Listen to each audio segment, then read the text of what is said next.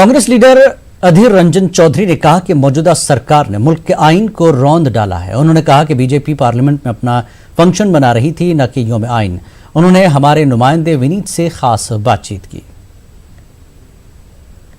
के नेता अधीर रंजन चौधरी, उनसे बात करते हैं। दादा, जिस तरह से आप लोगों ने प्रोटेस्ट किया, बीजेपी कह रही है कि आप लोगों को आज कॉन्स्टिट्यूशन डे का प्रोग्राम है, उसमें शामिल होना चाहिए। स्टैचू के नीचे धरना दिया, इसके प्रोटेस्ट पालन करने के लिए सबको कह रहे हैं। बीजेपी पार्टी अपना फंक्शन बना रहे हैं, सरकारी फंक्शन, और पहले ये चर्चा सदन के अंदर होते थे और गवर्नमेंट अपना फंक्शन बना रहे हैं। हम तो सब विपक्ष लोग अम्बेडकर साहब को पदतले खड़ा होकर संविधान रक्षा करने के लिए हम सब शपथ लिए हैं, क्योंकि ये सरकार संविधान को दिनों रात रौंद रहे हैं।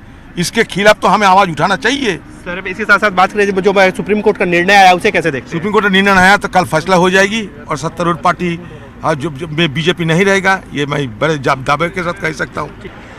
कैमरा